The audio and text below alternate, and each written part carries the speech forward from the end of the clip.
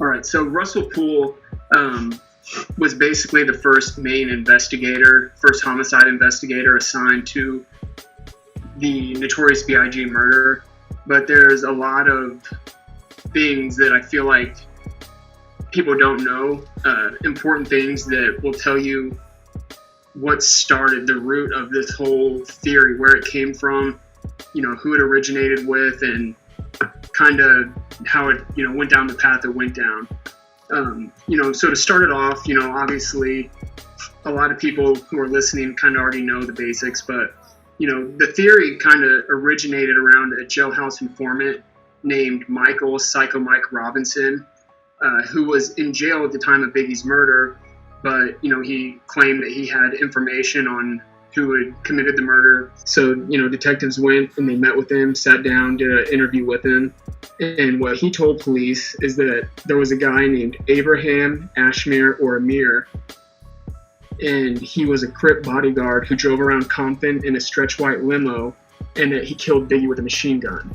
And which doesn't really match up with Amir Muhammad, who they point the finger at. He went on, so in addition to this, he claimed that he personally knew Amir. He said he knew him well, and that he knew him for 10 to 12 years at this point. But if that was true, all this information he got completely wrong. So he said that he was a Crip bodyguard that drove around Compton in a stretch white limo. He used a machine gun to kill Biggie.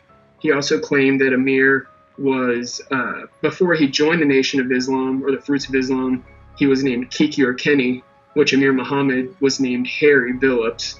So, if you know someone well for 10 or 12 years, you would think you would at least know what their real name was, but maybe not. But anyways, he also claimed that Amir Muhammad was between 6'1" and 6'2", that he weighed between 220, 230 pounds.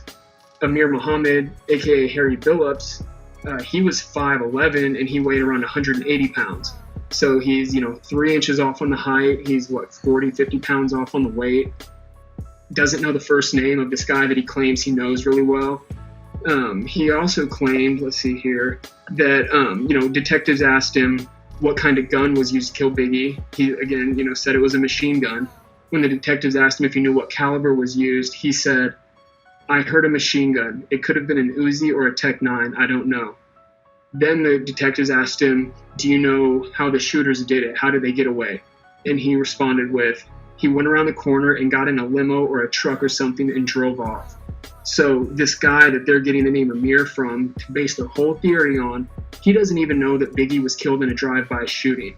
He thinks that the killer shot Biggie on foot and then ran and hopped in a getaway vehicle around the corner and drove off. So, in addition, during this interview, he told police that he didn't know if the shooter acted alone, and that he didn't even know where exactly Biggie was killed. He just knew that it was at a party somewhere. And, he also admitted that it was hearsay. During the initial interview, he said that it was all hearsay, stuff he had heard around the jail.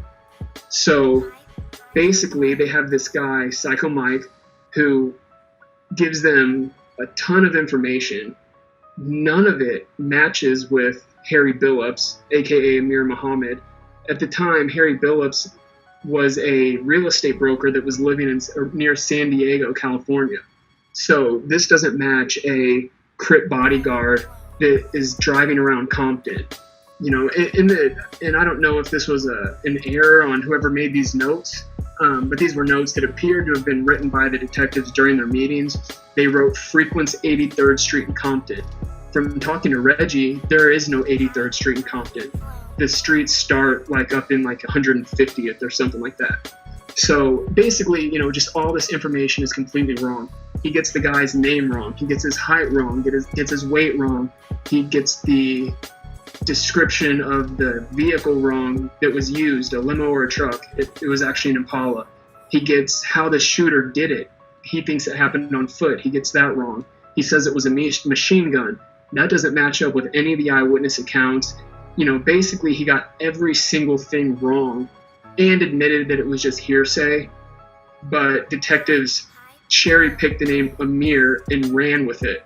And the reason they did it is because, as Amir, David Mack, the cop that was in trouble for robbing the bank, was in jail at the time, and he had a guy named Amir who came and visited him in visited him in jail during this time. So when Poole or whatever the detectives were that found this clue, if you want to call it that, saw the name Amir on his visitor log, and they're thinking David Mack is in trouble right now for robbing a bank. He's a crooked cop. We think he has death row ties because he had some kind of Tupac shrine in his house, and that he owned a black Impala, and that he had a photo of himself in a red suit.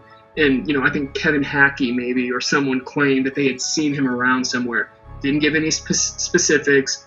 Didn't know anything for sure, but claimed, I think I've seen him around.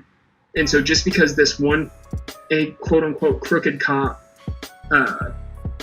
possibly had death row ties and had a visitor by the name of Amir come see him, they thought to themselves, this must be the guy. Even though all the information that had been given to them by this informant was wrong, they still ran with it just because he had visited David Mack in jail.